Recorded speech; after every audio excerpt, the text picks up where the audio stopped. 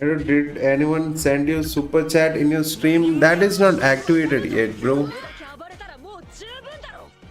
That all will take time.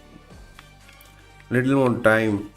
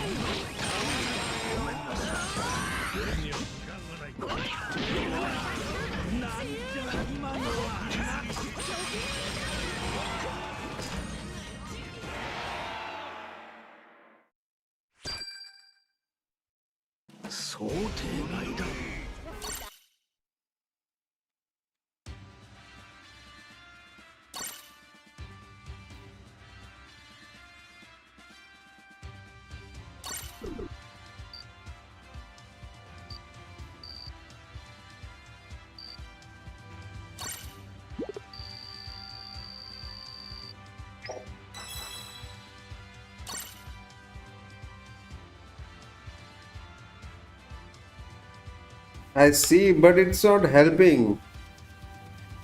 Not getting the W is good, I agree, but it needs to be better.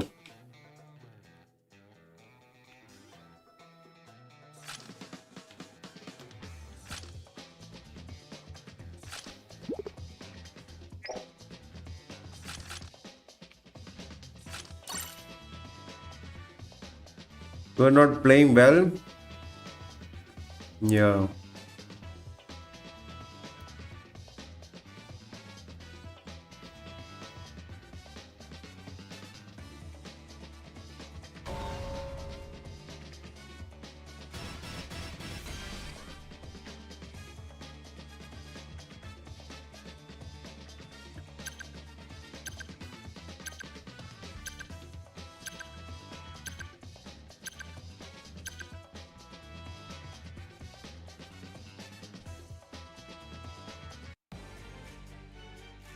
My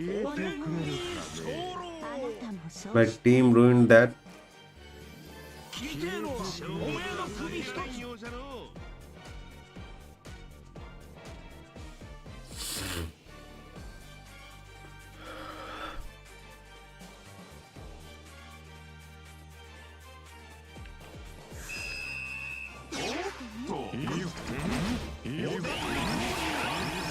Yeah. Have a good day.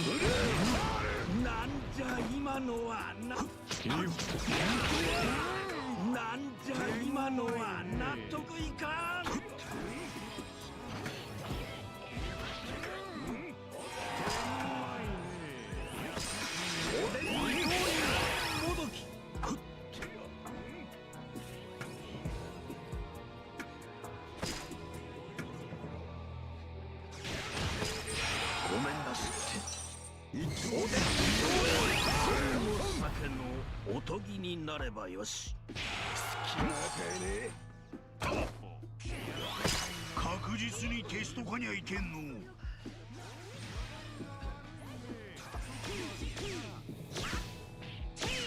覇気を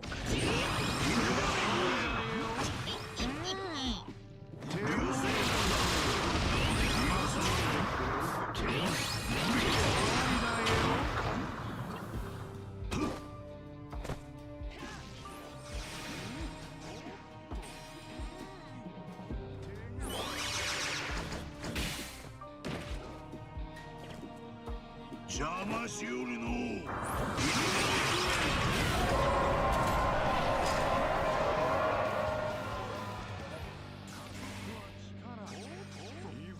わしらが出なかったら誰がここを守るんじゃ。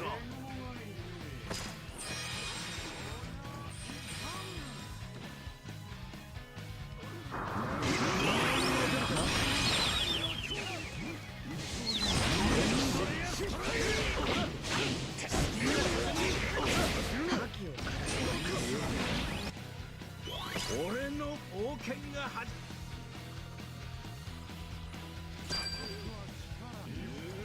おでんに通り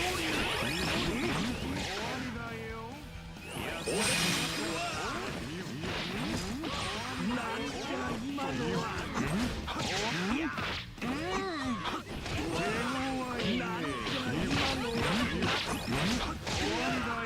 なんじゃ今のはな。終わりだよ。いや、おでんに通りもどき。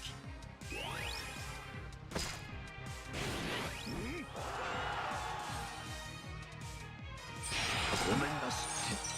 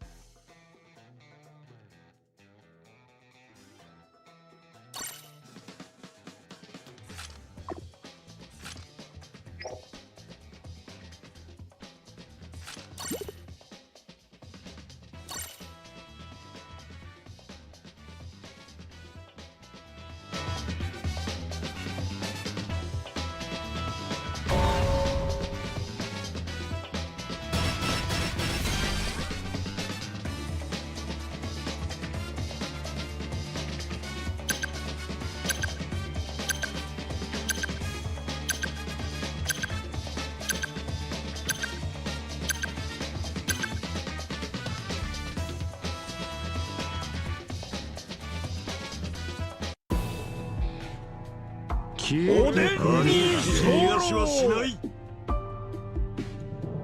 邪魔しに来たのか。本気で行くぞ。一時同盟と行こう。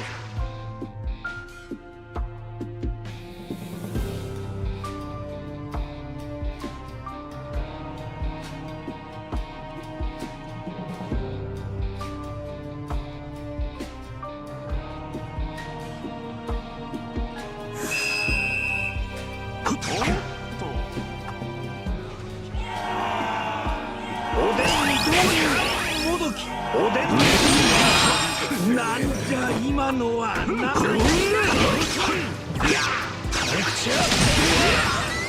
じゃ今のはな。なんじゃ今のはな。今度酒のおとぎになればよし。俺も行くぞ。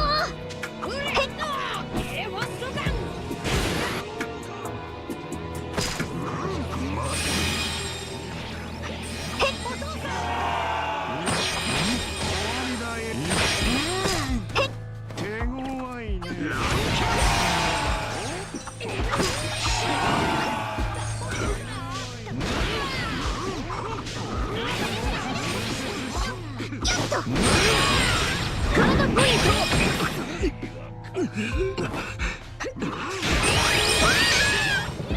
大丈夫だ。巨人みたいな。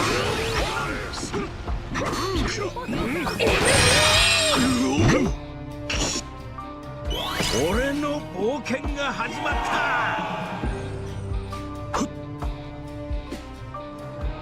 おでんに通りもどき。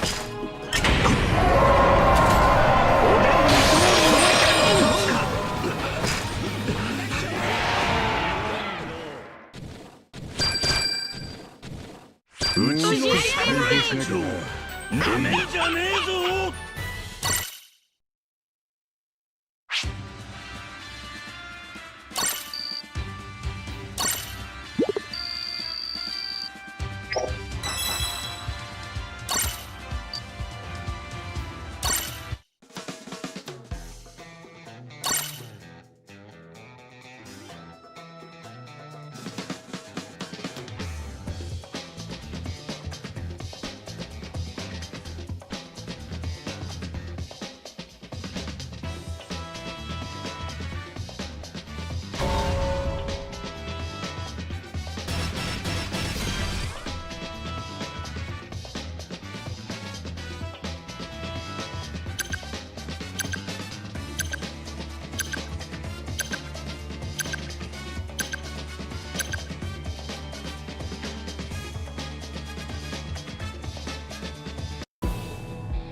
世界おでんに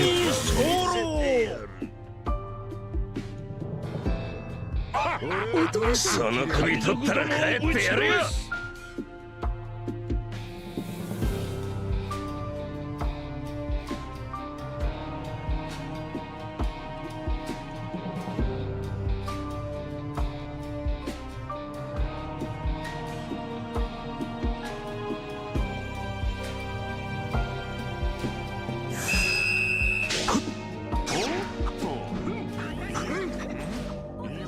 おでんに通りもどき。おでんに通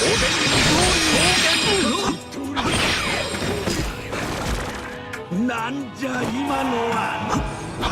いやなんじゃ今のはな。巨人みたいな。今の酒のおとぎになればよし。俺も行くぞ。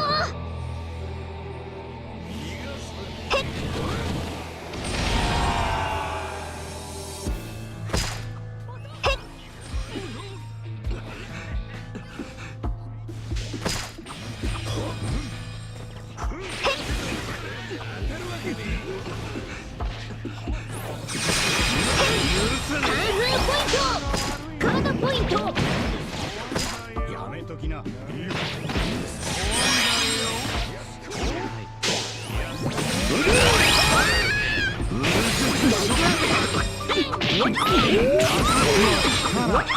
戦闘継続。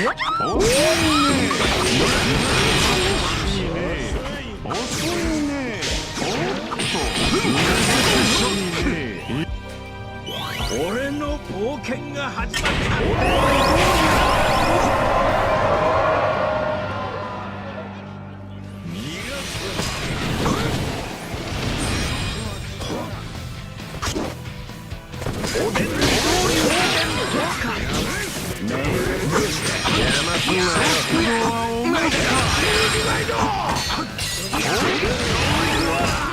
なんじゃ今のは。なんおでんいや終わらねえ。い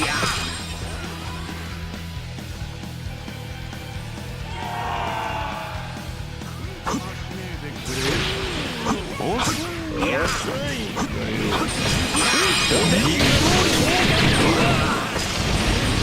なんじゃ今のは。おでんに通りもどき。最後の速さは捉えられんでしょうが。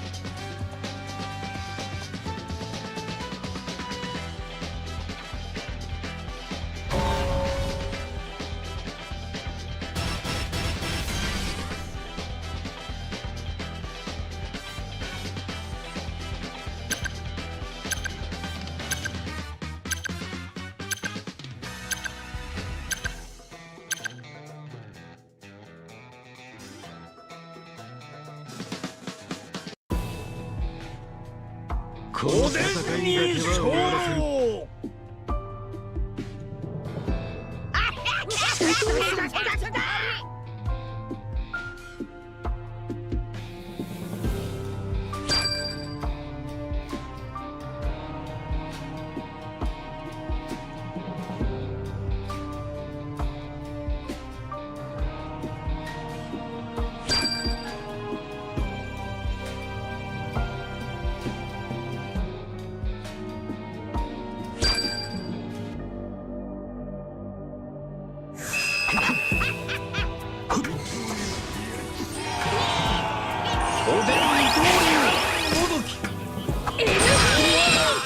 なんじゃ今のはなと本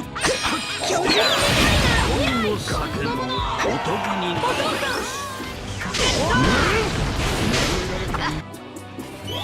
俺も行くぞ。へっよっとカンフーポイント。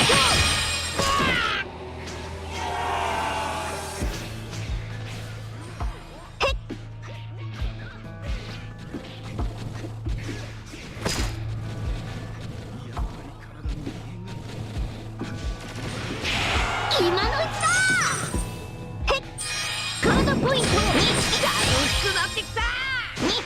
カードポイント。そうだ。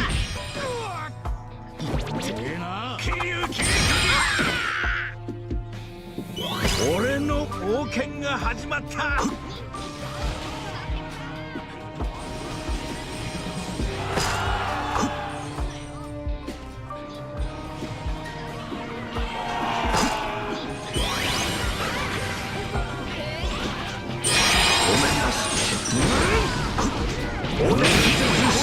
酒のおとぎになればよし。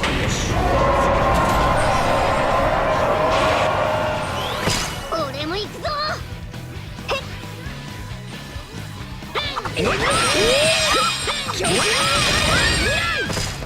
大丈夫だ。カンフーポイント。大丈夫だ。カードポイント。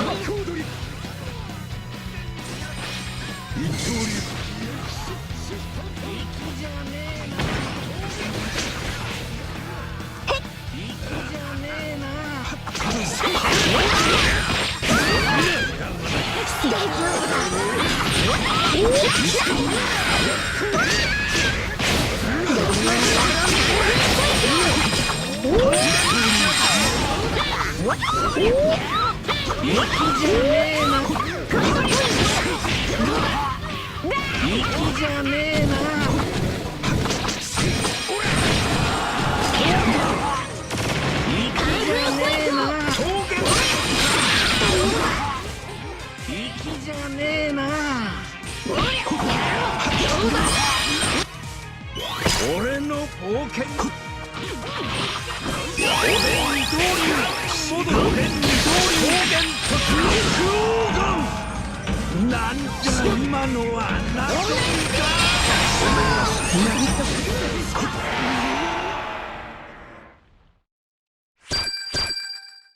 そうじゃ。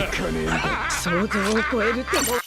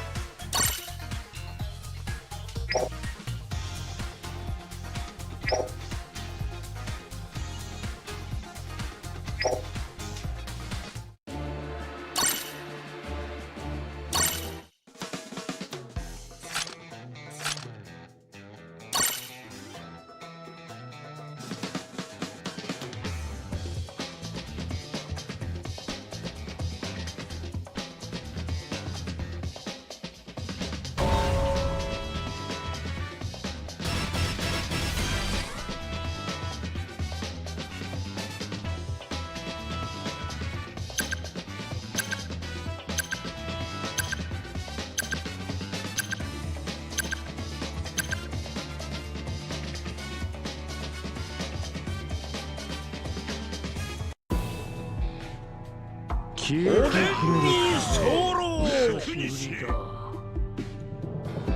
攻撃開始。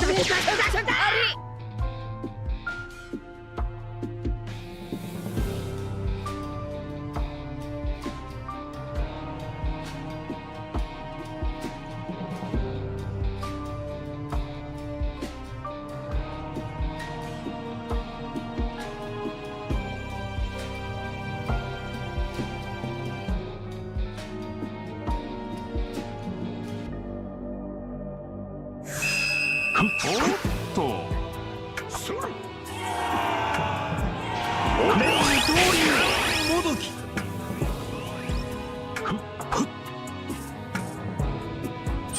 お面が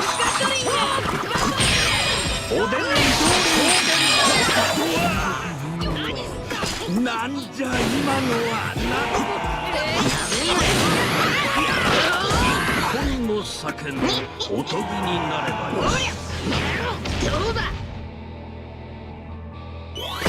俺も行くぞ。へっ。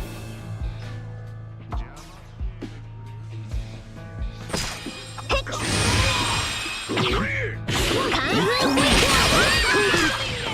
大丈夫だ。へっ。もう少し戦えそうだ。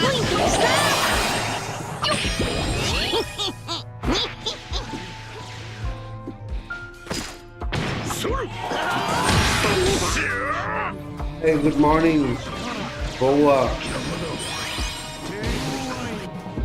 いつまで暴れる俺の冒険が始まった。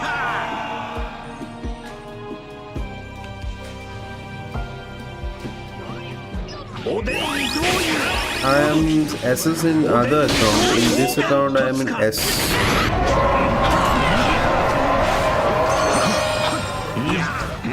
終わりだよ I'm trying to reach SS. 納得した。遅いね手強いねおでんどういうもっ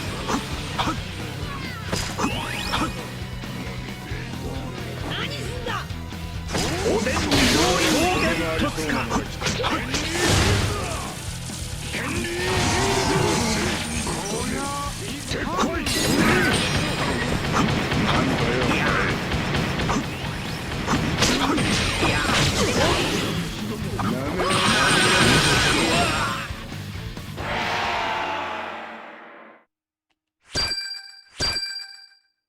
私のリブレイドにふさわしいなめんじゃねえぞ。グーこっちょ。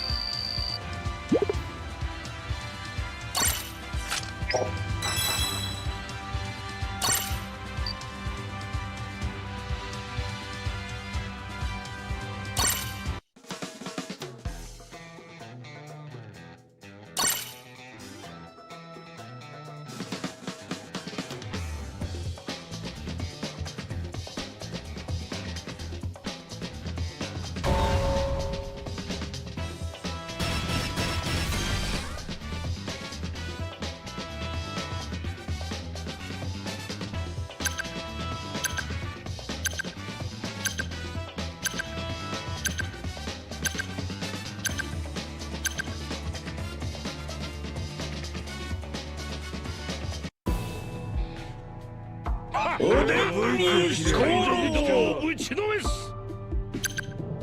お前は俺はドイツを決めるのか。I just got a snake to 5-star yesterday. Oh, the defensor, the most used defensor. You like to play a snake? I don't know about her.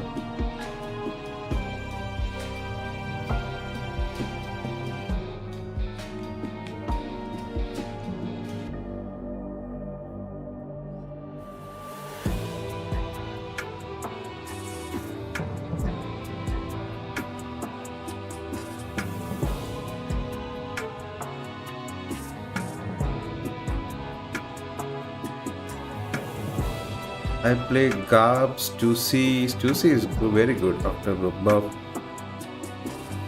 I get Robin is good. S-Leg is like, yeah, good defensor.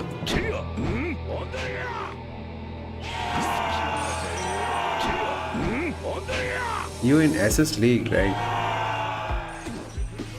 Have we played together?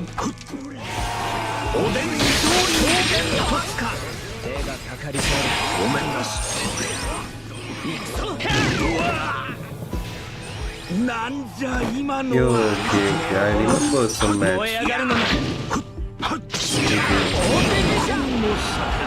おとぎになればよし。俺も行くぞ。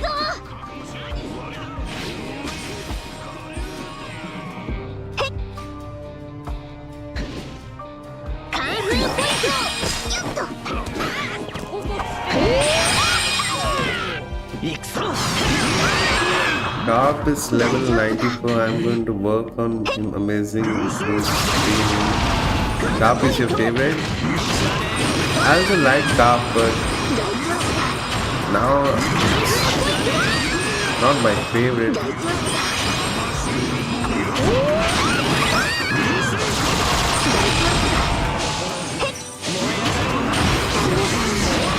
Kuma and Chopper cooking.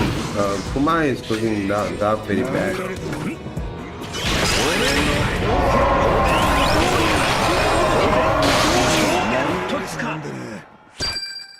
I don't have Kizaru's, the only other viable black box attacker is Garp, yeah, right. You didn't try Kuma? Didn't try to pull Kuma?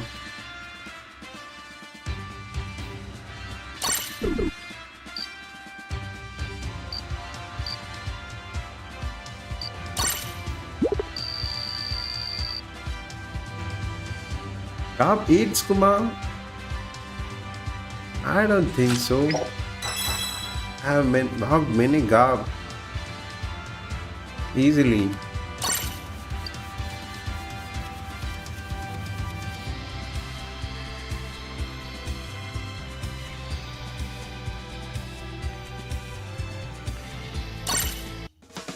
I'm waiting for my chopper to get faster.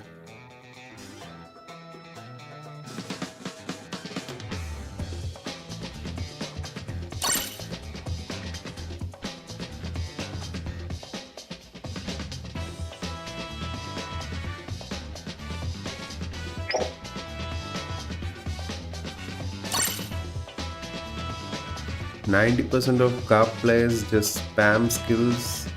If you know, yeah, I have GAP. I'm playing GAP.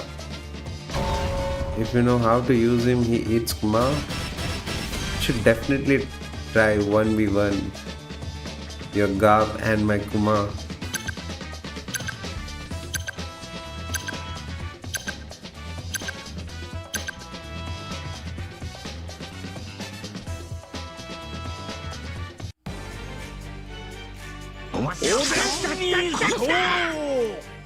Maybe it's different in Brawl. And with medal, it may be different.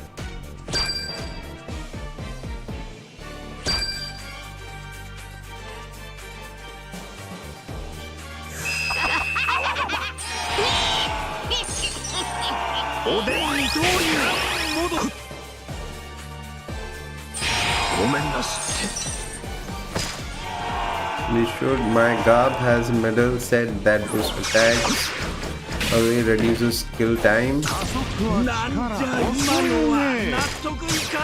But medal is down found in the Brawl, right?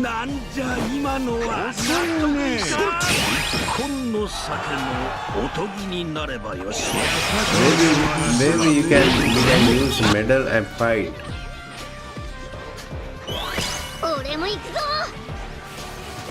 They are bringing the 1v1 very soon. Maybe after that we can try that. A proper, like with the medal sets and all.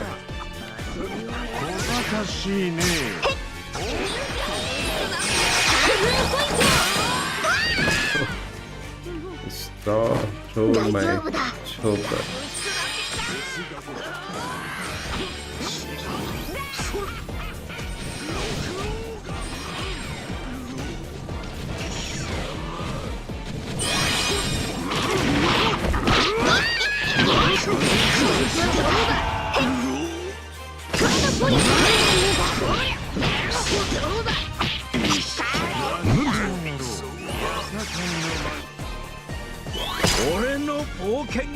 Now you get the flag. Oh, I didn't do anything. W teammates was all of the teammates.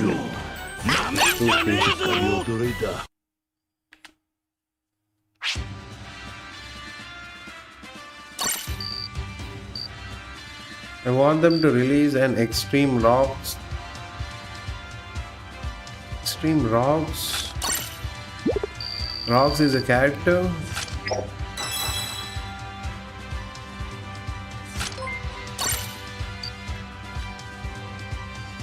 Subscribe me. Oh, thank you for subscribing, Moma. Okay, I can see the subscribers now. Yeah, from God Valley. Oh, I'm missing. Yeah, I need to watch animes. Let me see who you're talking about. Fox is new. I never heard of this guy.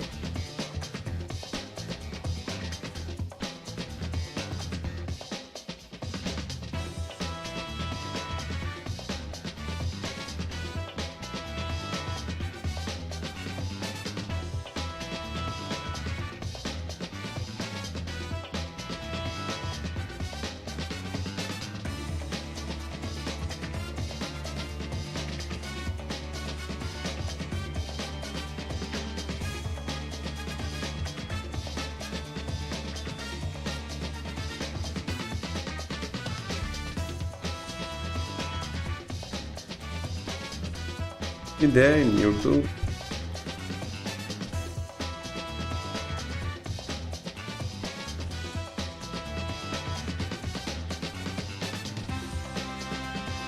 Talks in One Piece.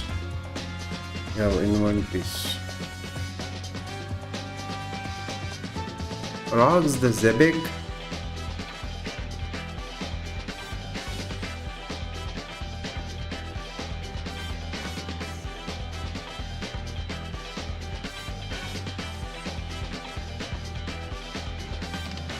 This guy.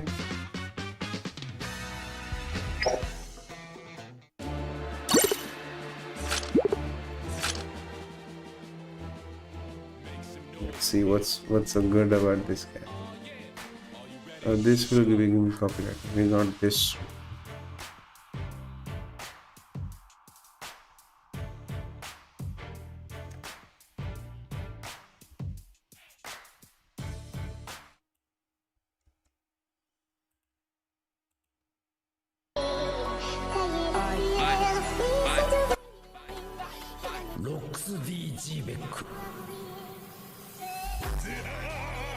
It's Blackbeard, right? It feels like Blackbeard.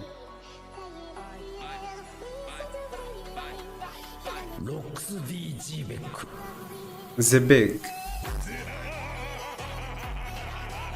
Yo. Smile is devilish. Rocks Pirates versus Roger Pirates. Oh. Rocks have a different army.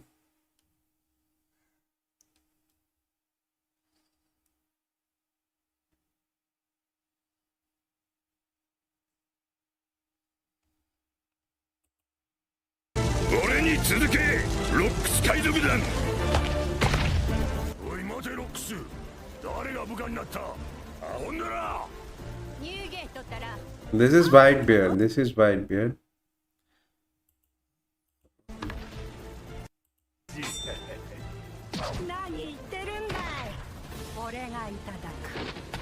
This feels like bony.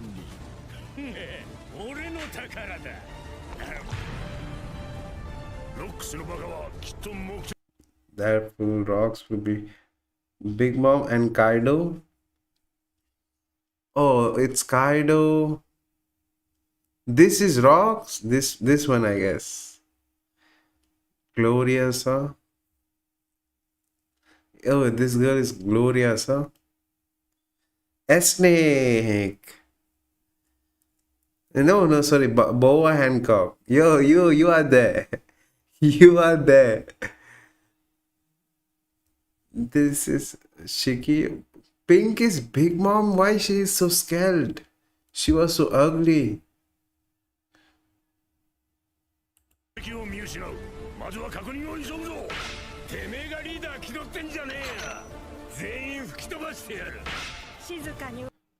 In the past, in the past she was like beautiful.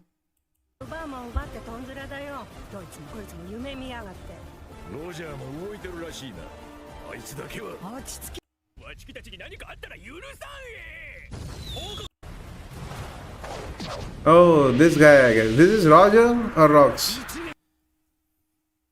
Is this Rock? This is Roger. Why it's all different? Looks so different. It's different anime. As a rookie. Oh, Whitebeard is kind of. Whoa.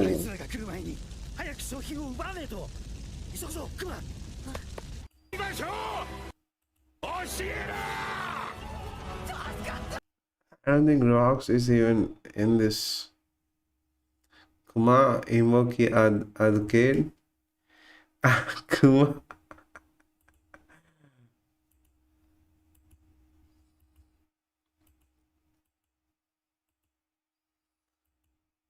Where yeah, this guy? Yeah, right. Kid version of Kuma. Kuma and who? In one co. This is an old video. Yeah, Kuma.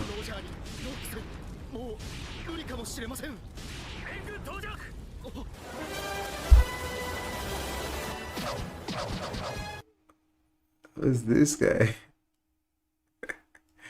Oh, it's so cool. I wish I could watch it without copyright. This is Garp? Really? It's really different. Totally different. I think it's another anime. complete another anime. Like other guys.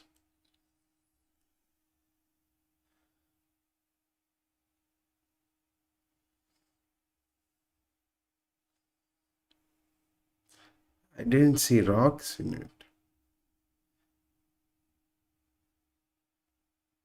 Oh, it's a real one.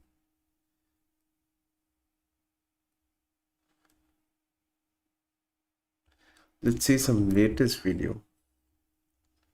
Say 4 months, 1 month. Maybe this 3 months, 5 months.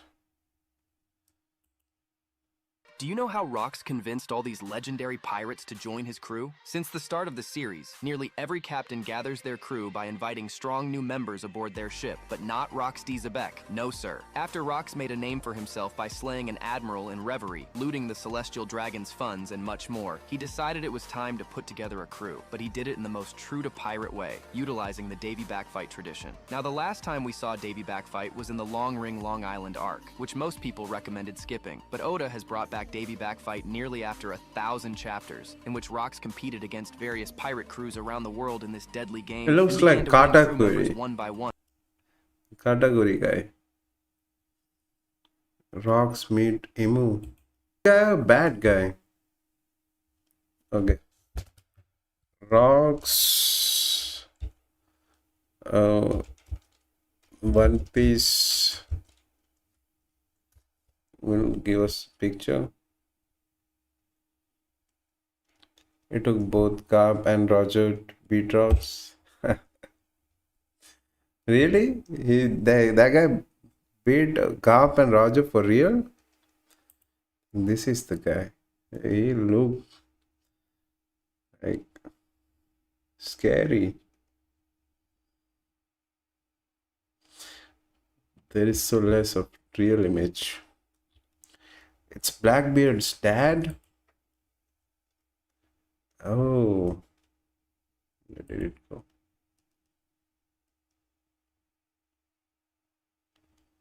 Okay, here we can get prop.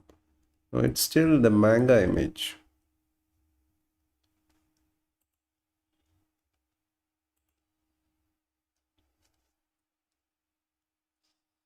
Now that's why Blackbeard is appearing. I think the his anime episode's gonna arrive like soon. He hasn't appeared in anime. Yeah, right. That's what I was saying. You will be. Again, this is his basic look, I guess. Not bad. It will take time, but they have a lot many people to release before this guy. Maybe Rock will definitely rock in One Piece game as well.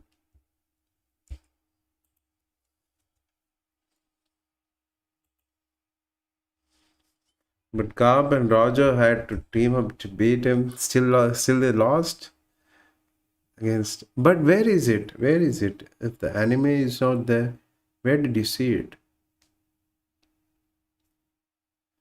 Rock lost. Okay.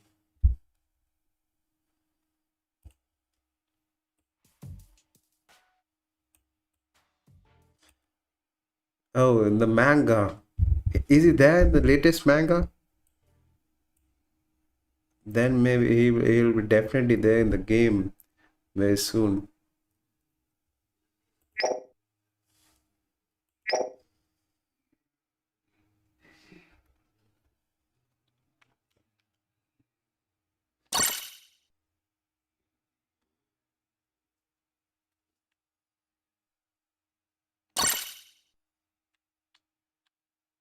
You have online or offline manga?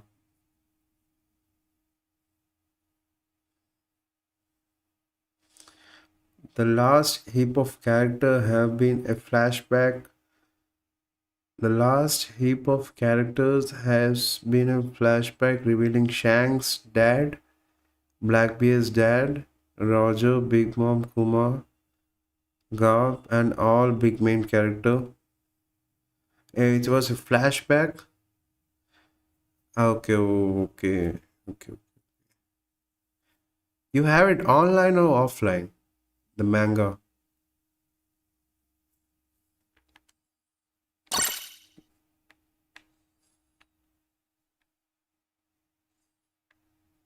Offline one. Okay.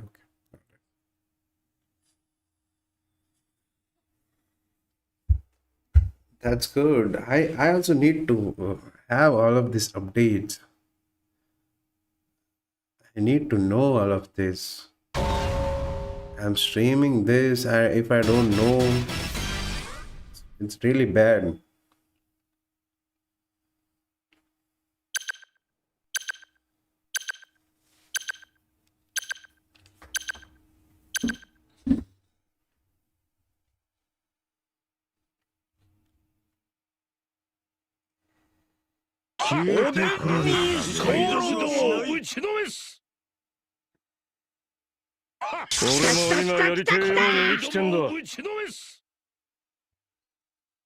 But I want rocks, Garling, Emu. Emu is the biggest beast in the game, right? In the anime. Like the biggest monster.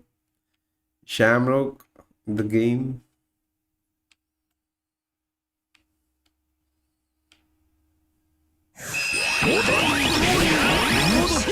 You don't want Gandhi?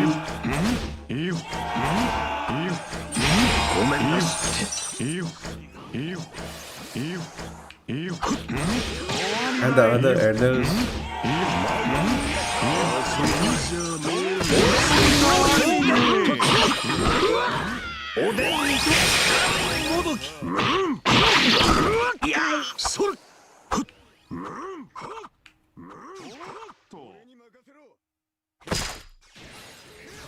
It sounds funny without music.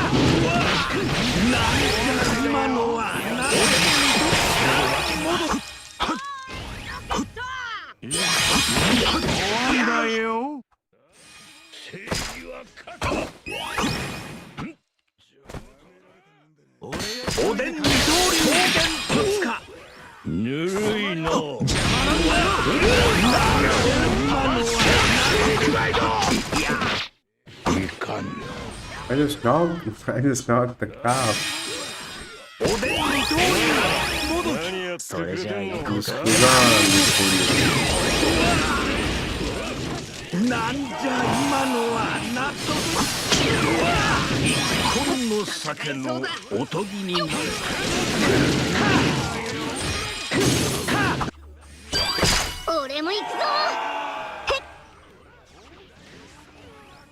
Somebody get sent to back.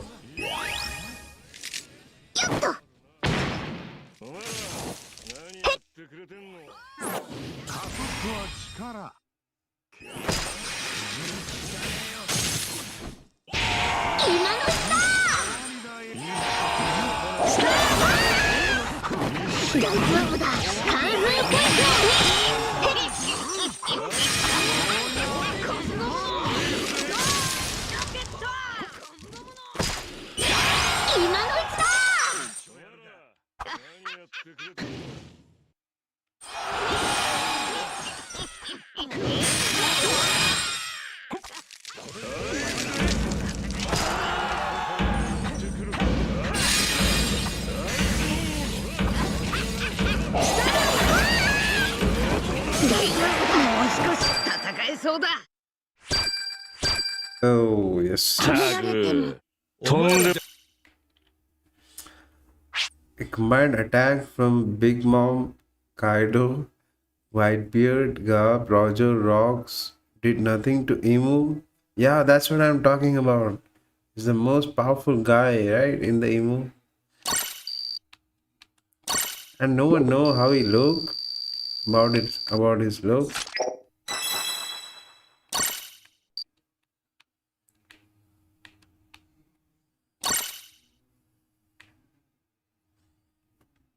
He wasn't using garb properly.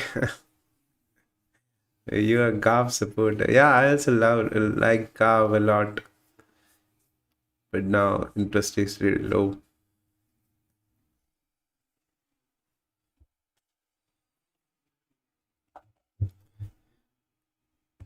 Emo has appeared in anime, really? You know, like how he looks. Check there.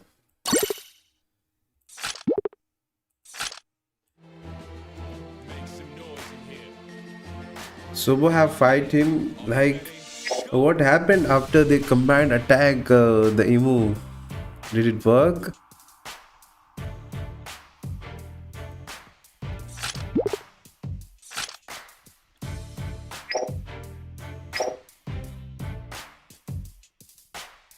I want Emu then, anyhow.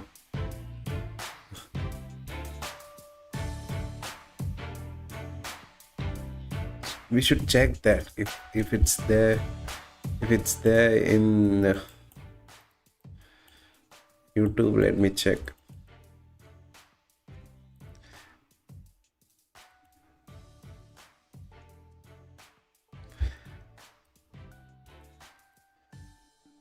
Sobo and versus Emu. Yeah, it's there. It's there. Oh, it's 1 year old, but Sobo talks about Emu. Fight is not there.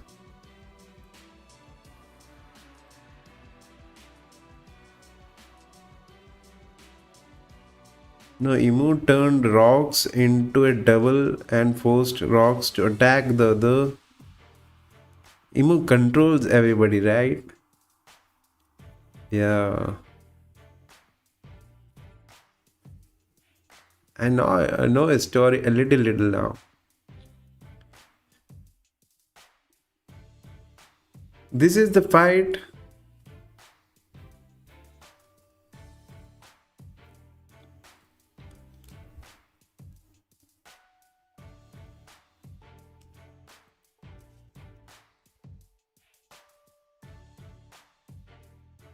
It's 2 year old.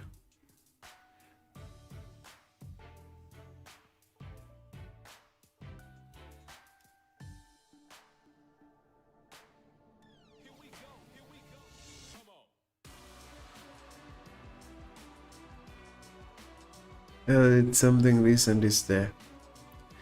Zebik versus Emu Sama. Oh, this is the rock. It's look like same guy. Zebik versus Emu.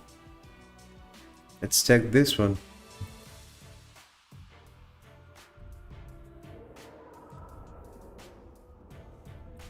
And this the fight we need to see.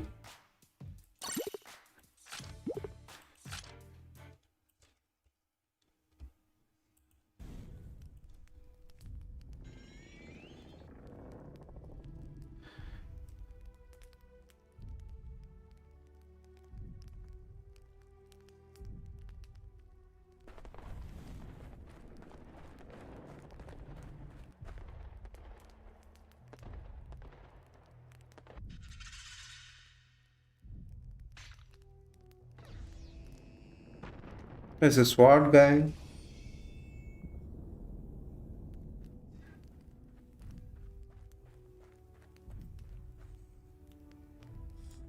Who is this? Hey, I guess this is Emu. That kid is black. Oh, this is a flashback. We were talking about this flash. Oh, Saturn.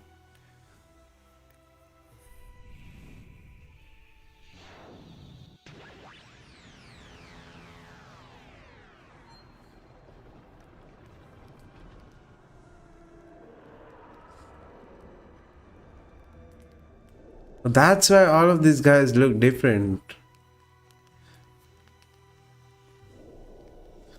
Kaido.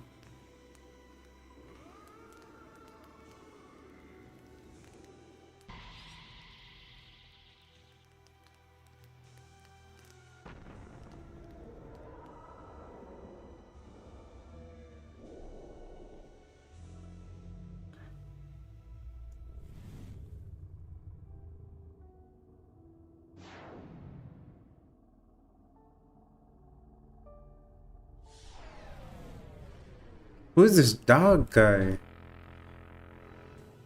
Oh, it's Saturn. Mu possessed Saturn and took control of him. Oh.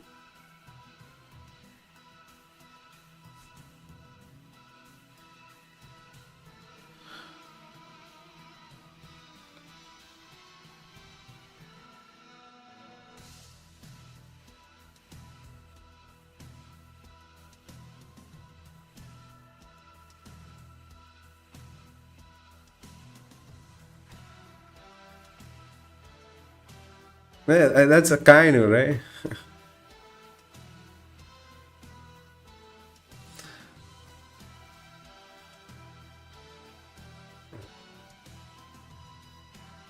That that was that was God.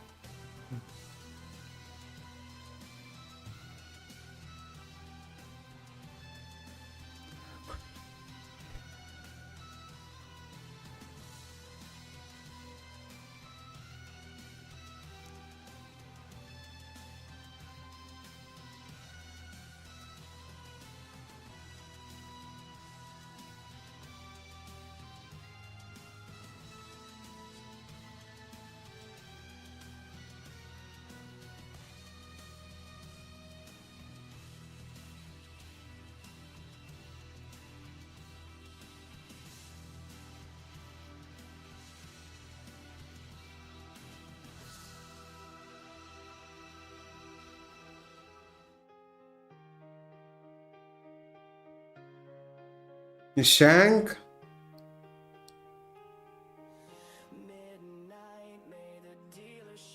Oh, almost turning rocks into a devil.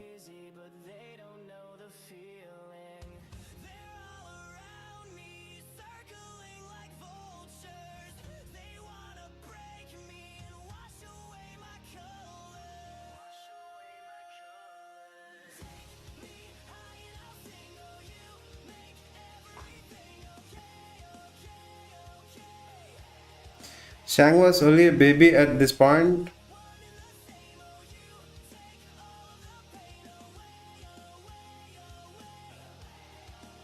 So these are all the elders, right?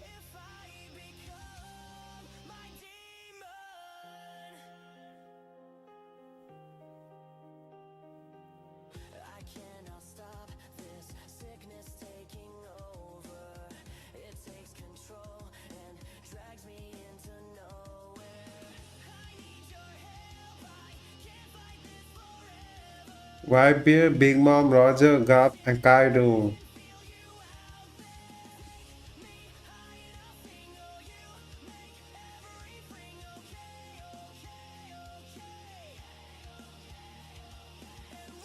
So Imu is the real villain.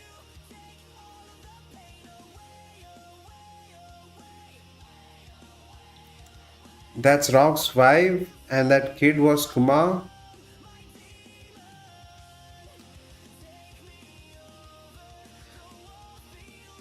And Rock is beating all of these guys.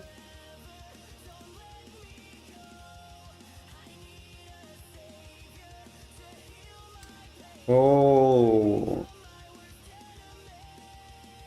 he really turned into a good devil, bro. A bad devil. Being forced by Imu.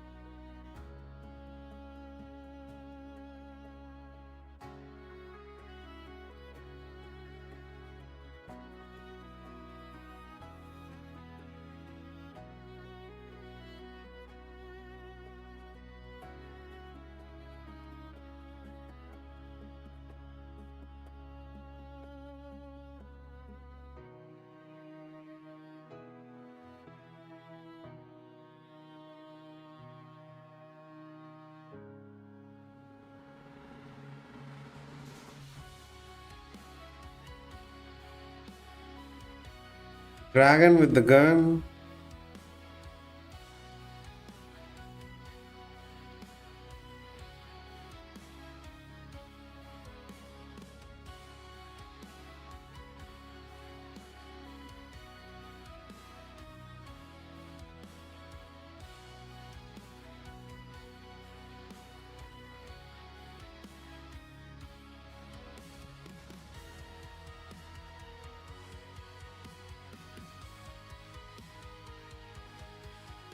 We don't want to do this.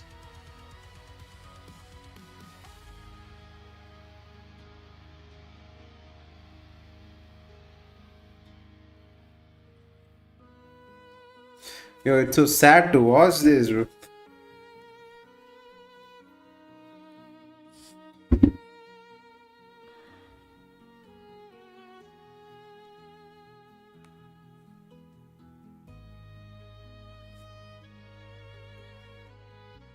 Bad villain. He was a very bad guy.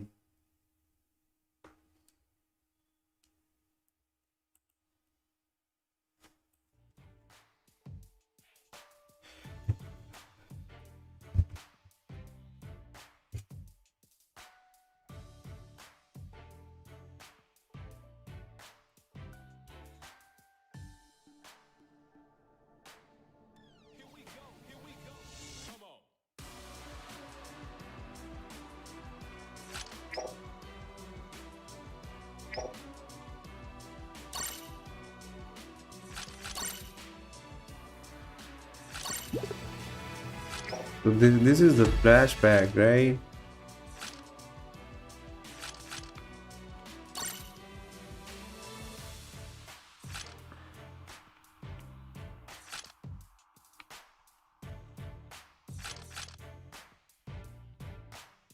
What happened to the game?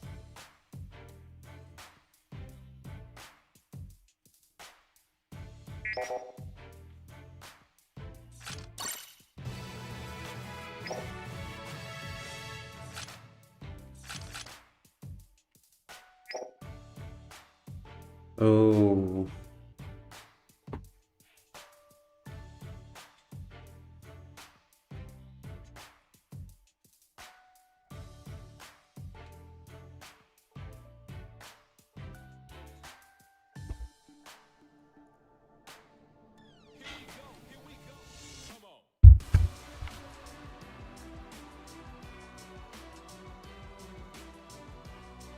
happened 30 years before Roger's death. Roger is dead? He's not, he's not in the game now? He's not in the anime?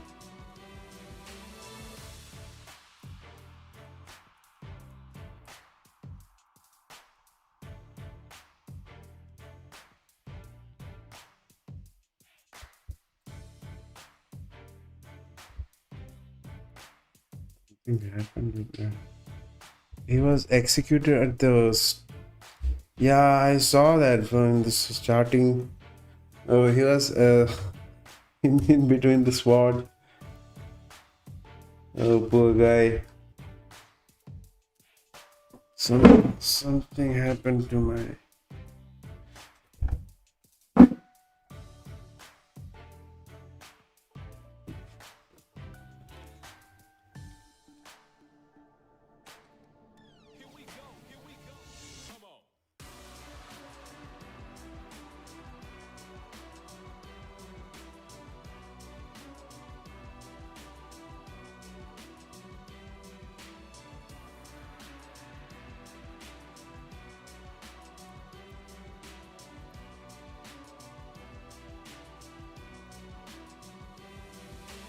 People began calling him and Gab for fraud because they aren't as strong as they were built up to be.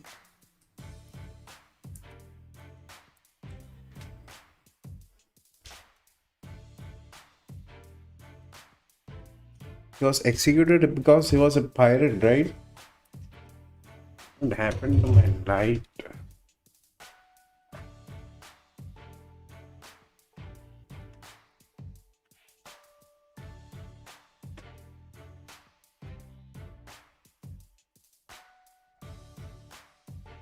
Rock was a Rock was a pirate. Even Emperor was a pirate, right? He is a king of pirate, right? The Emperor.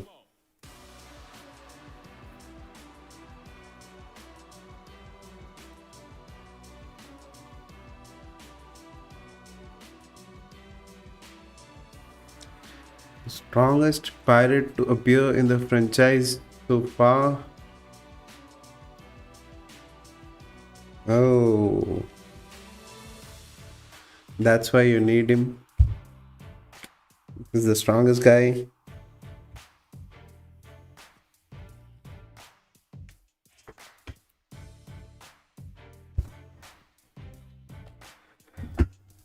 Emo is the big boss villain of the Celestial Dragons, Navy, and the Elders. Yeah, the big guy.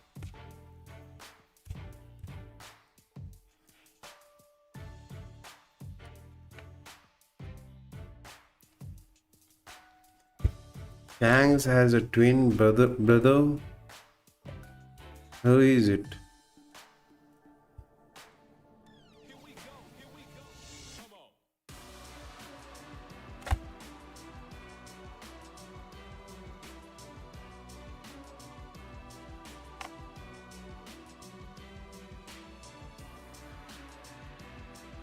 Shamrock. Yeah, I have heard of that guy.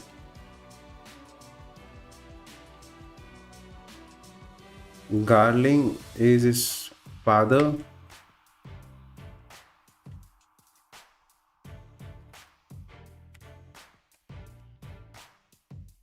From where do you get this manga?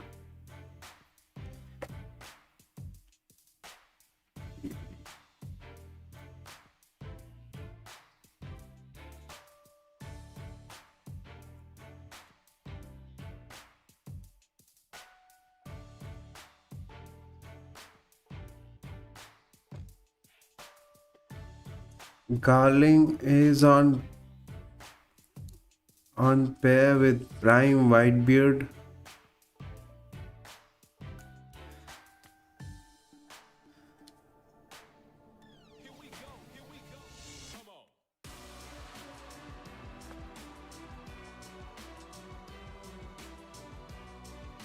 Garling is who?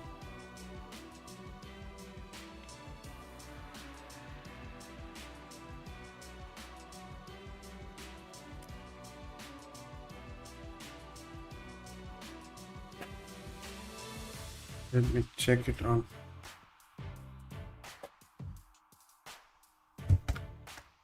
Garling's. Let me check. Garling.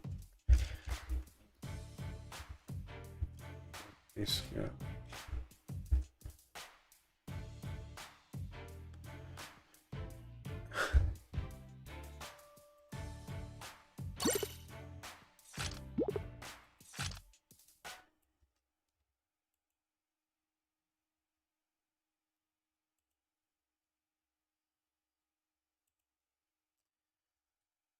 Figure, it's 1 year old.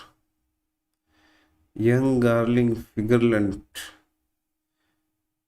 Shamrock is his twin. Garling is his father.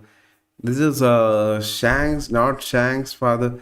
It's written not Shanks' father. Why?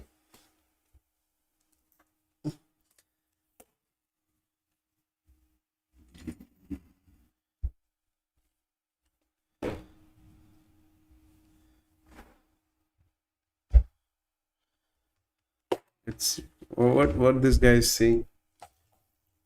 Saint Figarland Garling just lost his whole aura. When this dude was first introduced, especially after Shank's conversation with Whitebeard, we all thought he might be Shank's father. But after episode 1120, when we saw this guy with blonde hair instead of red, all our hopes were shattered. However, there are 3 reasons why he might not have red hair. The first reason is that he could still be Shank's father, but Shanks got his red hair from his mother. The second reason might be that Garling isn't Shank's father at all. Maybe Shanks is related to a slave or another celestial dragon that Garling had a casual relationship with. After all, he was pretty famous with the ladies. The third reason So it's not confirmed yet. he had red hair, but in his old age, it's turned white. The blonde appearance might just be because of the lighting in this scene. Saint Figarland Garling just lost his whole aura. When this dude was first introduced, especially after Shank's conversation with Whitebeard, we all thought he might be Shank's father. But after episode 1120, when we saw this guy with blonde hair instead of red, all our hopes were shattered. However, there are 3 reasons why he might not have red hair. The first reason is that he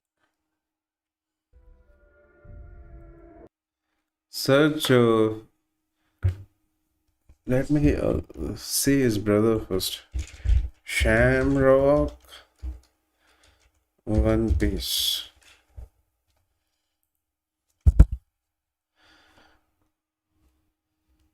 Oh, this guy's Shamrock.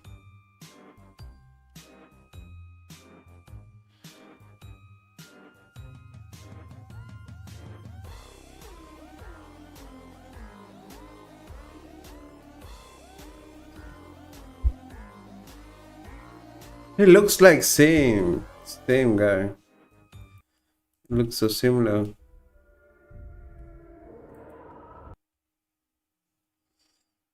Shamrock and Gunka versus his Shank's twin. Hi Mario. Finger and family.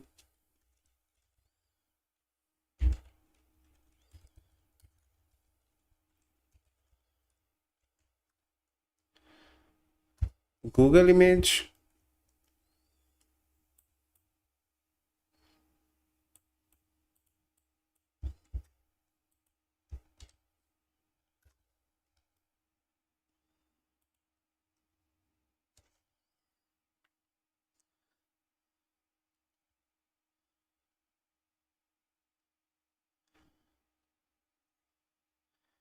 What we doing today? I'm just like, I was bored, so I thought to stream. Nothing special. Nothing special today.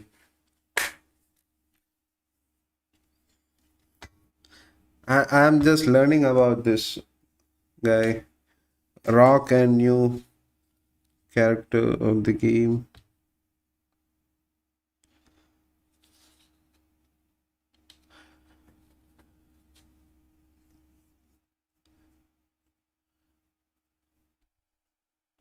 This is Fingerland family. Just 3. Oh, looks so same.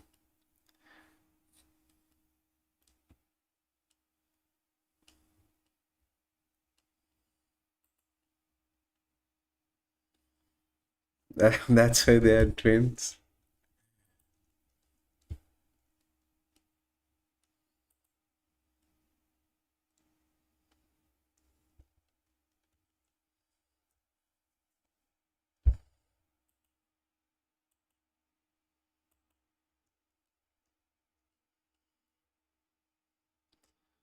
Shank's entire family. Yeah, we should see this.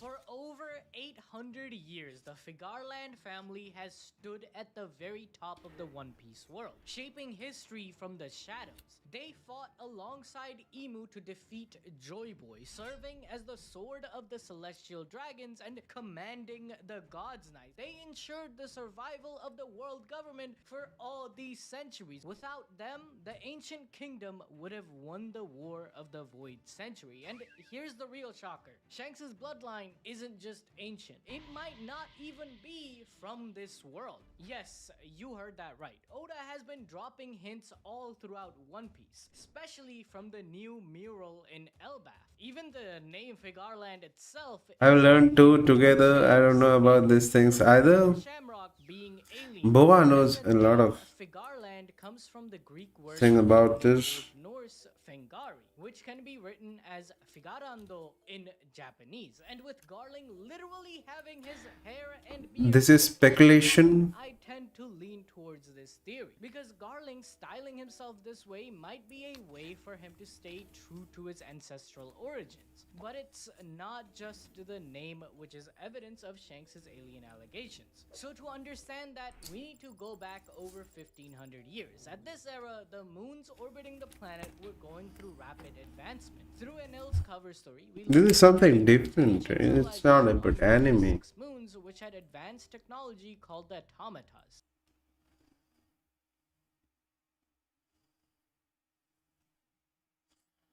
Yeah, we know the truth about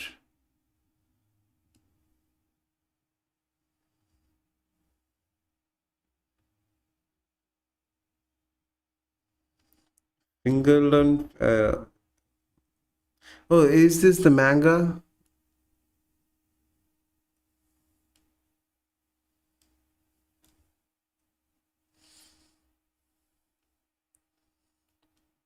Let's watch this.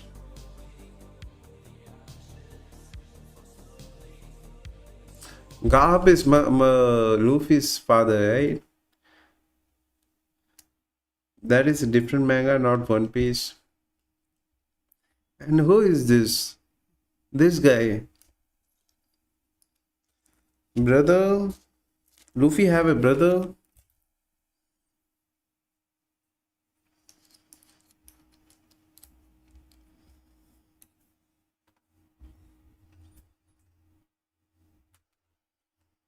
Garp is Luffy's grandpa. That is Luffy's dad. Oh, he is not there in game, right?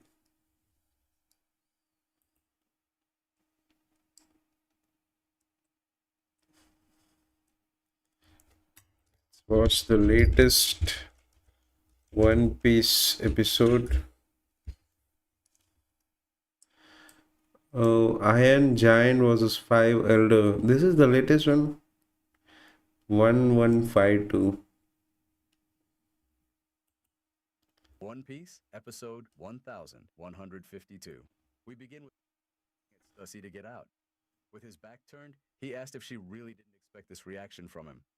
Any idea of them being friends was laughable to him. Even so, he admitted he once held a certain professional respect for her. Is this the latest She one? had always been the kind of agent who wouldn't hesitate to make the hard call. But he knew one thing for sure. Nothing in the world would ever make Rob Lucci forgive her betrayal. Stussy tried to speak through her tears, but Kaku cut her off again, louder this time, telling her to just leave. Once she was finally gone, he struggled to keep his real emotions from spilling out. Earlier, we saw that her mention of friendship had genuinely shaken him. Kaku understands perfectly well how merciless Lucci can be, so pushing her away was the safest choice. In moments like these, it becomes clear that even the Cypher Paul assassins still have hearts beneath all that training. Meanwhile, on Egghead's northeastern shore, Bonnie was marveling at her newly achieved Nika-like form. Luffy was laughing uncontrollably, his joy almost sinking with the rhythmic liberation drums echoing. Monkey the Dark Dragon is the world's most wanted man. Instantly recognized him. He looked exactly His like dad? the image on his current bounty poster. The Elbaf giants were ecstatic to finally witness the fabled warrior of liberation with their own eyes.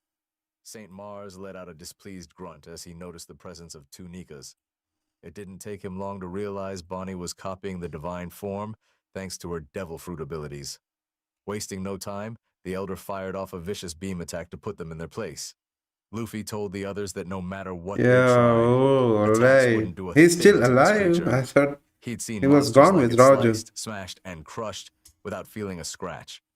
Luffy inflated into a massive balloon and absorbed the full force of the Itsumar's blast.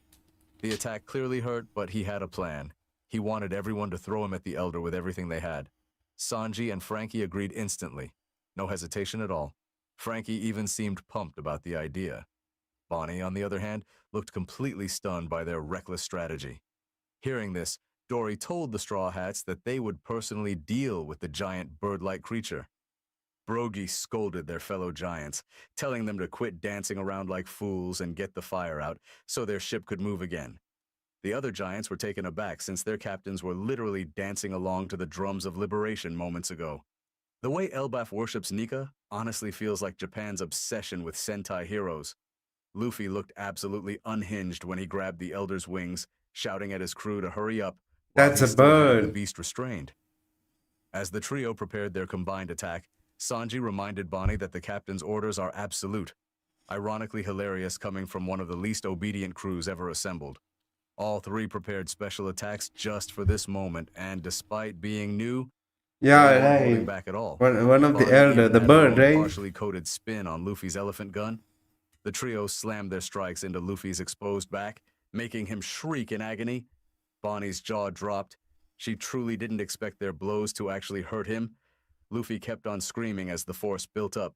Even St. Mars felt the shockwave on the opposite side of the battlefield.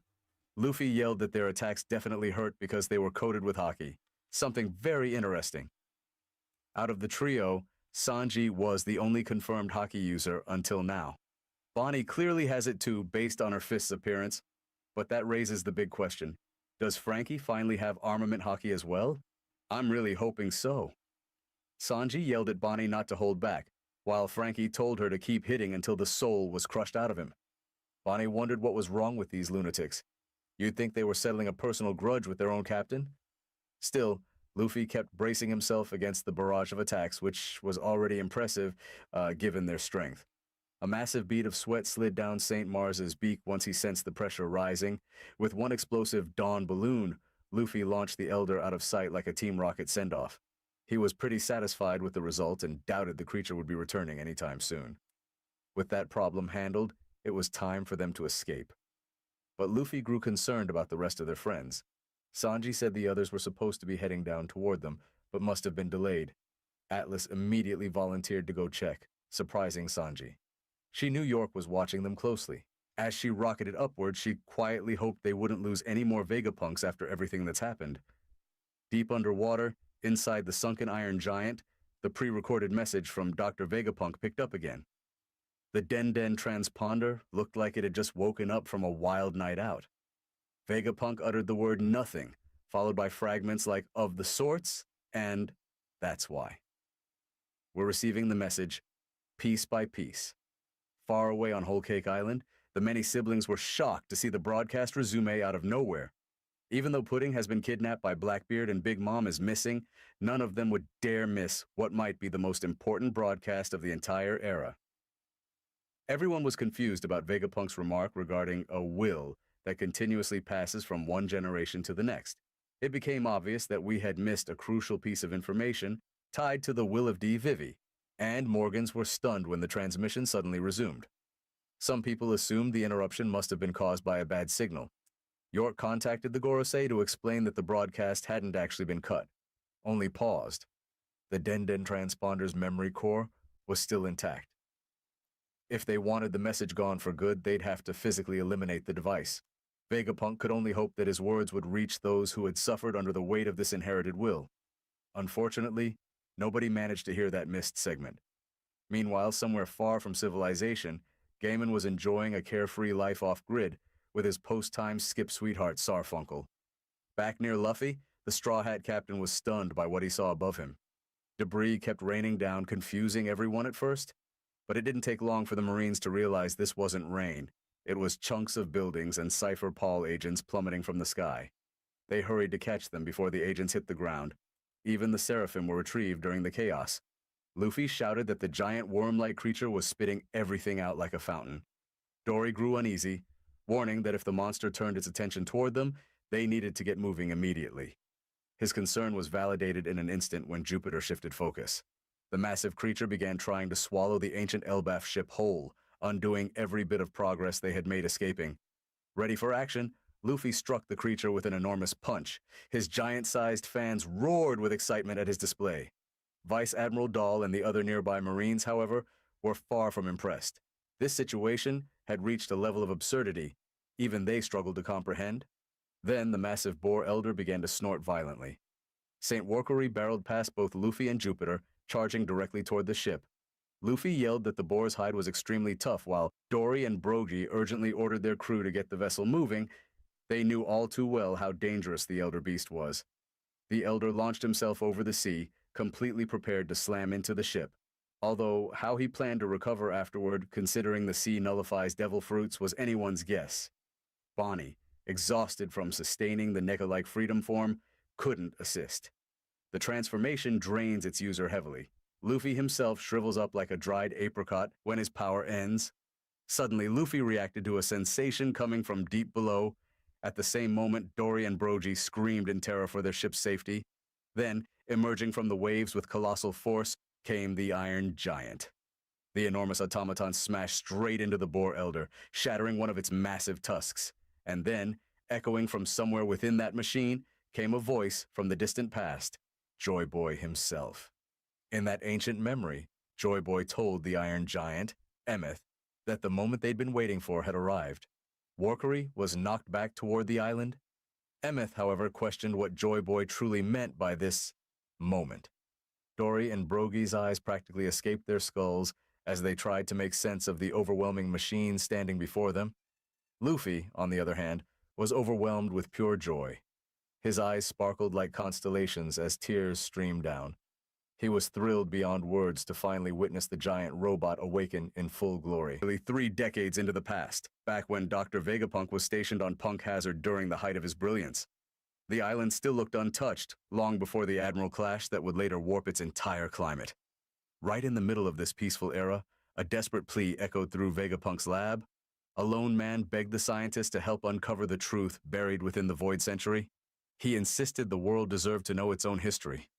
That man was Professor Clover of O'Hara. Vegapunk stood beside one of his early artificial dragons, one that didn't resemble any of the 2 models we've previously seen, confirming it had to be one of the other 13 prototypes. Clover explained that their research required specialists across countless fields, but Vegapunk shot him down. He worked for the world government now. He couldn't afford to join a forbidden excavation of the past. Vegapunk also reminded Clover that he'd been arrested multiple times, yet conveniently released each time. He suspected the government was purposely letting Clover go to map out the rest of O'Hara's scholars. Once more, Vegapunk urged him to give up the past entirely. He didn't believe answers to morality or justice awaited in ancient records, but Clover revealed something heavier. He once knew someone who carried the initial D, someone who was executed before his eyes for that very reason. That victim was his own older brother. The confession left Vegapunk speechless. Clover then disclosed his true name, Cleve D. Clover. Back then, he lied to authorities and pretended they were only childhood friends to save himself from being killed too. The name Cleve, he noted, comes from an Irish word meaning sword. Clover demanded to know how anyone could tolerate a world where a simple name could determine life or death. He believed the truth would always be suppressed, leaving future generations blind unless someone fought for it. Vegapunk turned away, saying he'd forget everything Clover just revealed. Even so, he refused to help and only wished Clover would remain safe. Clover stood up and shouted Vegapunk's name, declaring that the voices of the forgotten were calling out to him. He insisted the scholars of O'Hara would crack the ancient puzzle, and when they did, Vegapunk would no longer be able to look away. 4 years passed. 22 years before the present, news spread from the West Blue. O'Hara had been obliterated by a buster call. The world called it a complete annihilation. Caesar Clown reacted with pure glee, celebrating Clover's death. To him, this was the predictable consequence of poking around in the Void Century.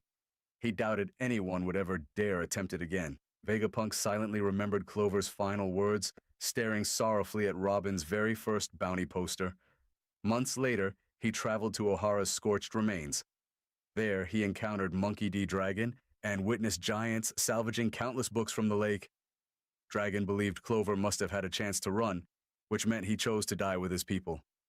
Vegapunk broke down, questioning whether the preservation of his research truly meant that much to Clover. He thought they were all fools for believing anyone would ever continue pursuing such a taboo subject after this. Yet, ironically, that moment is exactly when Vegapunk himself became involved. When his broadcast resumed, Vegapunk repeated Clover's words, that the voices of the past speak to those willing to listen. He knew better than anyone that history is written by those who win. We see Zeph and Patty, a scene of brutal slavery, and Robin covering her face in tears. Vegapunk explained that when the victors silence the truth, the stories of the defeated fade away. But if the oppressed carry their memories with unwavering resolve, the truth can survive. And now, by speaking publicly, Vegapunk was playing his role in that battle. Meanwhile, at the lava phase, the Thousand Sunny refused to move. Zoro demanded to know why, insisting they needed to escape before Nustro resumed his assault. Lilith told him the truth. They couldn't move. The ship had only a limited travel path, and if the Elder altered their trajectory even slightly, they wouldn't land safely. Before they could plan anything, Nusturo's skeletal horse monster prepared to strike. Lilith quickly calculated that without wind, their descent would fail entirely. To survive, they had to eliminate Nusturo first. Suddenly, Lilith flinched. Atlas's fist slammed directly into her face. Zoro, Usopp, and Chopper froze in shock, demanding to know why she attacked her sister. Atlas ignored them, focusing only on Lilith before making a sharp snapping motion. Then she turned toward the Straw Hats. She entrusted Lilith to them and ordered them to launch the Sunny. She would clear their path. The crew still didn't understand, but the decision was already made. Elsewhere, York informed the Gorosei that Lilith's link to Punk Records had been severed, meaning Atlas was their final target. With Lilith unconscious, just like Stella, the elders didn't realize she was still alive. Nami instructed Zoro to carry Lilith inside. Nusjuro charged forward again. The crew asked Atlas for answers, but she didn't waste a second. She blasted toward the oncoming elder. Jinbei seized the helm immediately. As he put it, any hesitation would get them all killed. Zoro then shouted for Brook to handle the launch mechanism. In the few seconds that followed, Atlas collided with Nusjuro. Their eyes locked. Her arm was sliced clean off, but the embodiment of Vegapunk's wrath refused to back down. She clamped onto the elder, forcing him backward with pure determination. Their combined momentum pulled the threat away just as the Sunny rocketed into the air. Chopper and Usopp clung desperately to Jinbei as the ship blasted off. Vegapunk kept praying that the world would hear his final message. At the same time, Vice Admiral Hound received reports of a giant snake, a massive boar, a bird, and a mechanized titan all fighting on Egghead. He was completely baffled by their origins. Luffy recognized the robot from Vegapunk's scrapyard and was instantly thrilled. Frankie and the Elbaf giants were ecstatic to see an actual iron giant towering before them. Emmet gazed at Luffy and greeted him as Joy Boy, overjoyed to meet him once more. Luffy just stared blankly, then glanced behind himself, assuming the giant worm was speaking. Emmet clarified that he was the one talking. Dr. Vegapunk noted that all he'd ever managed to give the world was a narrow, incomplete view of a war that began 9 centuries ago. Meanwhile, Emmet claimed he had arrived just as he had in the distant past. The enemy of Joy Boy was his enemy too. It thrilled him to fight by Joy Boy's side again. Luffy only found it fascinating that the robot could speak at all. Emmet vowed to keep Joy Boy safe. Warkery demanded that they completely annihilate their foes. Mars believed Vegapunk's message had nearly reached its conclusion. The Elbaf giants prepared to depart in high spirits. Brogy asked Luffy if the massive machine was one of his comrades. Luffy thought about it for a second, then said no. He explained the robot kept talking about protecting someone named Joy Boy, whoever that was. At this point, it's almost a mystery how long Luffy can stay clueless about his own transformation. Stranger still, the giants hadn't heard the robot speak at all. This shocked Luffy. Yet another example of his voice of all things affinity. Bonnie, though drained, still had her ability affecting Vice Admiral Bluegrass. The rejuvenated Marine ordered her forces to fire on the pirate ship. Vegapunk continued urging humanity to study the past from every possible vantage point. He only wished he'd been given more time. St. Jupiter lunged forward, but the Iron Giant raised its arm to intercept the enormous jaws. Vegapunk spoke of forces that cannot be halted once they awaken. Frankie and Sanji were hyped to see what sort of weapon the Iron Giant was about to unleash. Even Sanji was unusually thrilled. Who knows, maybe Emmet is secretly a girl. That would explain Sanji's enthusiasm. But when Jupiter charged, Emmet suddenly malfunctioned. Its ancient cannon sputtered out after 900 years of decay. The robot immediately realized it had messed up. The Straw Hats panicked and shouted for it to move. A second later, Jupiter tore into the Iron Giant like Toji slicing through an enemy. Its left arm was eaten clean through, and only its right arm held Jupiter at bay. The crew mourned the machine's fate from the Sunny. Centuries had not been kind to Emmet's systems. Saturn lunged ahead, ordering Jupiter to crush every last opponent. The Spider Ox Elder leapt from Jupiter's massive body and landed directly onto the giant pirate's ship, blocking their escape route. Almost immediately, he locked onto Bonnie and Kuma. Just then, Sanji spotted the Thousand Sunny and something else descending from the sky. Zoro yelled for everyone to grab onto something. They were about to fall. The crew wondered if they'd even survive the drop. Atlas steadied herself. Nusjuro questioned if she intended to sacrifice her own body as some grand finale. He struck her with what should have been the killing blow. Atlas answered him with a huge grin. She said she was simply lending a helping hand, and then detonated, blasting the Sunny even farther toward the ocean surface. They were going to make it. Chopper and Usopp realized that Atlas had guaranteed their escape. Another great character making a Pedro-style hero exit. Respect to the punk of violence. Vegapunk continued his broadcast, mentioning how the Pirate King, Goldie Roger, had sailed the entire world and undoubtedly heard the true voices of history. York celebrated her sibling's supposed death, claiming she was now the only Vegapunk left. But as Nusjuro reformed from the explosion, he rejected that claim. Saturn reminded them that Stella still needed to be silenced permanently. Warkery and Jupiter advanced together, determined to bring everything to an end. Emmeth looked down at his decayed frame, knowing he had rusted beyond function. But he believed this moment was exactly the one Joy Boy had foretold. He wondered whether he still had that ability left in him. Please let it be something capable of dealing with these monsters. Vegapunk concluded that Roger's crew must have heard the voices of the past in their purest form. He believed the entire world had likely reached the same realization, and he hoped that understanding would shape the future. But the world calls the Pirate King Gold Roger instead of Gold D. Roger, and that alone should make people even more desperate.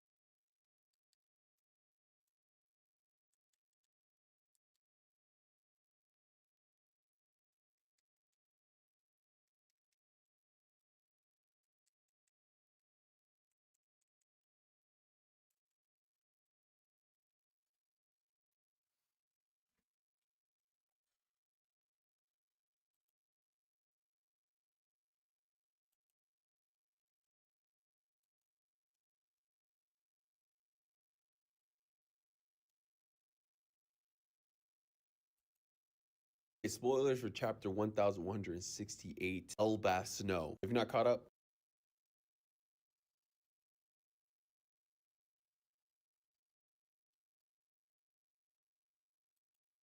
One Piece, episode 1152. We begin.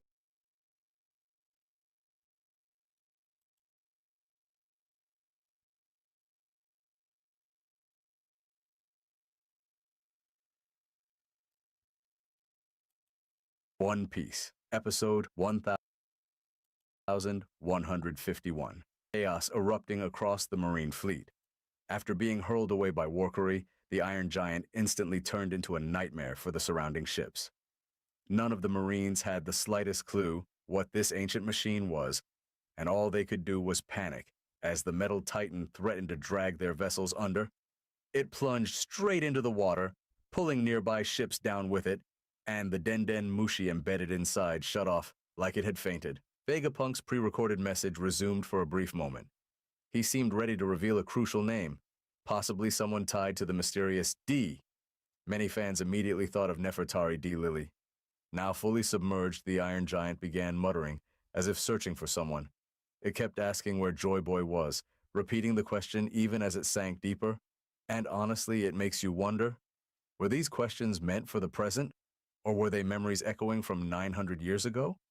Joy Boy had a destiny he couldn't fulfill, like helping the fishmen, and Imu still keeps that giant straw hat, likely his. The robot clearly expected their paths to cross again. It felt Joy Boy's presence nearby, yet everything happening made no sense to it. Imagine waking up after 200 years, only to get blasted straight into the ocean seconds later. Meanwhile, the remaining marine forces were still dealing with the monstrous boar. Just catching sight of the Gorosei was supposed to be taboo, but at this point, they had no choice, and the warrior god of justice looked far from pleased Vegapunk's livestream, then cut out entirely. Viewers everywhere were left in suspense, confused about what stopped the broadcast mid-sentence. People began fearing the worst, wondering if Vegapunk had been silenced because of the heavy truths he was revealing. In Alabasta, the citizens refused to believe that the world government would eliminate the greatest scientist of the age. Ironically, that is exactly what the government did to their king. And yet, Luffy is now being framed as the one who supposedly kidnapped Vegapunk. Meanwhile, the guy has done nothing but try to save him, and he saved Alabasta years ago.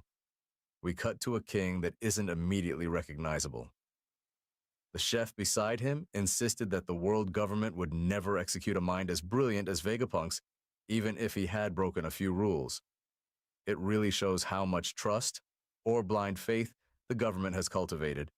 Leo, of course, believed what he heard instantly, while Rebecca was clearly annoyed at his gullible reaction. Back on Egghead, York received a call from the Gorosei. Even though she idolized them and feared them, the way she answered was surprisingly casual.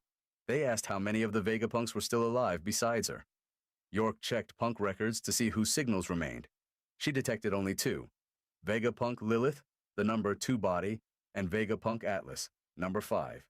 But this system was flawed, Stella and Edison were disconnected, yet still alive. Still, York reported what she saw. Lilith was on the Labo phase, and Atlas was at the northeastern shore. The Gorosei immediately agreed to erase the remaining versions. From Mars's perspective, Punk Records was designed to keep updating and evolving even after Stella's death, and thanks to York, they could now claim that knowledge for themselves. To them, the rest of the Vegapunks were nothing more than unpredictable loose threads. This entire event almost feels like a 3-way division of spoils. Dory, Brogy, and Luffy cheerfully leaped aboard the Elbaf ship. Bonnie finally called Luffy by his actual name instead of Straw Hat, which even he seemed surprised by. Frankie and Sanji admired the enormous ship, while Luffy started wondering where the rest of his crew ended up. 2 young vice admirals rallied their forces, yelling at their marines not to let the Straw Hats escape when they had so many warships available, but sheer numbers didn't matter, and the giant's strength was overwhelming. Marines panicked, worried that their commanding officers wouldn't survive after what they had just witnessed. Vice Admiral Dahl, Vice Admiral Bluegrass, and even the mechanical sea beast weapon had all been transformed into tiny children. Bluegrass hated being stuck in such a cute form, but even she had to admit that Bonnie's power was unbelievably frightening. Even with its drawbacks, the Toshi Toshi no Mi remains one of the most versatile abilities in the series. Bonnie herself is still only 12, and we clearly haven't witnessed the full range of what this age-bending power can do. Though that's about to change. While gripping a pistol, she taunted the Marine officers chasing her, fully aware of the punishment they'd face for letting her slip away. And honestly, if even Nustro couldn't take her down, no ordinary Marine is going to manage it. Kashi was hauled back onto the Elbaf ship after getting worked over by Vice Admiral Dal Oimo, was thrilled to see yet another of their giant brothers, and the reunion brightened the mood on deck. Sanji updated Nami through the transponder snail, telling her that their group had already set off. She assured him they'd follow right behind. Edison's guidance systems would get them to the water safely, though with Nusjuro rising into view, Nami suspected they might need a bit of help with the landing Danji. Fired up as ever, promised he'd protect Nami, Robin, and Lilith above all else. He even vowed that he'd dive in and pull them out personally if their vessel went under, a comment that irritated Usopp to no end, since everyone except him seemed to be the priority. Frankie stepped in, assuring them he'd keep the ship intact, which only made Usopp grumble louder. Suddenly, something blasted toward the giant's vessel, the Itza-maid-like form of St. Marcus Mars. Sanji clenched his jaw as the elder approached, and Bonnie immediately snapped to attention. This was the 3rd monstrous elder she had faced with her own eyes. Meanwhile, Luffy was already bonding with the giant's chef. The cook had been warned about Luffy's unstoppable appetite and had prepared mountains of food ahead of time. Only to watch it all vanish in seconds, Luffy apologized, explaining he needed the calories to crank up Gear 5 again and told the chef to cook more later. The giant burst into laughter at how casually he said it. Mars unleashed a devastating flame beam. The giants leapt into action, forming a fiery shield to protect the smaller crew members, but even so, the blaze spread outward and threatened to reach their sails. The two shield-bearing warriors were introduced as Bjorn and Sig, names drawn from Norse legend, Bjorn Ironside, a famed Viking leader, and Sigyn, Loki's steadfast wife. Whether Sig has any connection to Loki's lineage remains to be seen, though I doubt it. The Marines below were baffled to see a massive flaming bird seemingly on their side. Danji thanked the burning giants for their protection, while Bonnie urged the group to get Stella and Kuma's body out of danger. Immediately, Atlas volunteered to carry them. Dory and Brogy groaned as yet another monstrous elder joined the fight. The frustrating part was that they couldn't simply run. This one had wings and could pursue them endlessly. Mars felt the same irritation and announced that none of the pirates would be escaping today. That's when Frankie noticed something strange. The ocean itself began pulsing as if bouncing to a rhythm. Marines panicked, thinking another earthquake was erupting. Luffy, meanwhile, was delighted since the timing lined up perfectly with his now full stomach. As the sea continued trembling like a giant trampoline, Marines wondered whether Vegapunk's warnings about rising water levels were actually coming true, but Mars realized what the phenomenon was and shifted his focus. Luffy spotted Bonnie and shouted happily to her.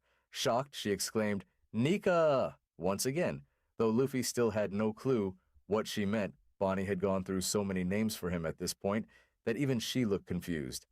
Dory and Brogy, on the other hand, were dancing joyfully to the drums of liberation. Though Brogy reminded Dory that one of them needed to stop celebrating long enough to handle the spreading fire, Luffy invited Bonnie to come help him clean up the troublemakers.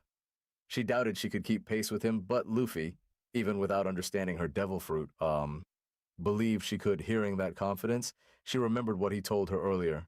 This form is what he looks like when he's completely free. With that in mind, Bonnie unleashed the power of a distorted future. While Kuma's real body remained motionless, we were shown the memory of the promise he once made to Ginny. Bonnie's chosen future was clear, one where she is finally free, and, suddenly, there were two Nikas, two sets of drums, two liberators, and Luffy couldn't be happier. Honestly, neither could I. The Marines had no clue what they were witnessing. Even Mars lost his usual confidence as Luffy prepared to take on yet another elder. At this point, the only one he hasn't thrown hands with is Nusturo Bonnie, geared up for battle beside him. Elsewhere, the drums of liberation were producing an effect that Warkery and Jupiter clearly despised. Something was off, dangerously off, and they urgently needed to move. It's worth remembering the Iron Giant's rampage 2 centuries ago wasn't actually defeated, it simply powered down mid-battle. But now that Joy Boy's presence has returned, that ancient fight is resuming where it left off. We begin with Kaku shouting at Stussy to get out. With his back turned, he asked if she really didn't expect this reaction from him. Any idea of them being friends was laughable to him. Even so, he admitted he once held a certain professional respect for her, because she had always been the kind of agent who wouldn't hesitate to make the hard call. But he knew one thing for sure. Nothing in the world would ever make Rob Lucci forgive her betrayal. Stussy tried to speak through her tears, but Kaku cut her off again, louder this time, telling her to just leave. Once she was finally gone, he struggled to keep his real emotions from spilling out. Earlier, we saw that her mention of friendship had genuinely shaken him. Kaku understands perfectly well how merciless Lucci can be, so pushing her away was the safest choice. In moments like these, it becomes clear that even the Cypher Paul assassins still have hearts beneath all that training. Meanwhile, on Egghead's northeastern shore, Bonnie was marveling at her newly achieved Nika-like form. Luffy was laughing uncontrollably, his joy almost sinking with the rhythmic liberation drums echoing around them. Because of this form, the Marines instantly recognized him. He looked exactly like the image on his current bounty poster. The Elbaf giants were ecstatic to finally witness the fabled warrior of liberation with their own eyes. St. Mars let out a displeased grunt as he noticed the presence of 2 Nikas. It didn't take him long to realize Bonnie was copying the divine form my thanks to her God. devil fruit abilities. Wasting no time, the elder fired off a vicious beam attack to put them in their place. Luffy told the others that no matter what they tried, attacks wouldn't do a thing to this creature. He'd seen monsters like it sliced, smashed, and crushed without feeling a scratch. Luffy inflated into a massive balloon and absorbed the full force of the Itsumar's blast. The attack clearly hurt, but he had a plan. He wanted everyone to throw him at the Elder with everything they had. Sanji and Frankie agreed instantly. No hesitation at all. Frankie even seemed pumped about the idea. Bonnie, on the other hand, looked completely stunned by their reckless strategy.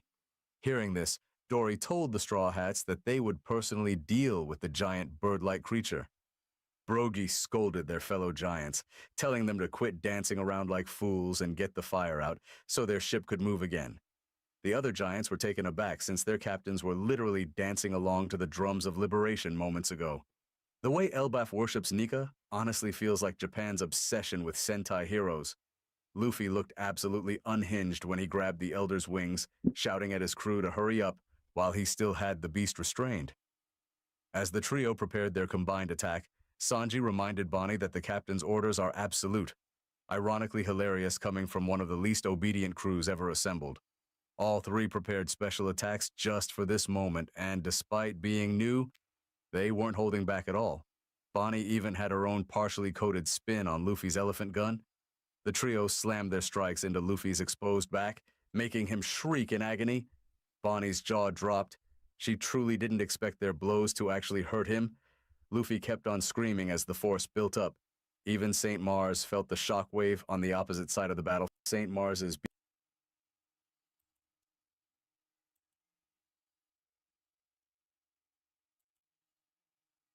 Doll and the other nearby Marines, however, were far from impressed.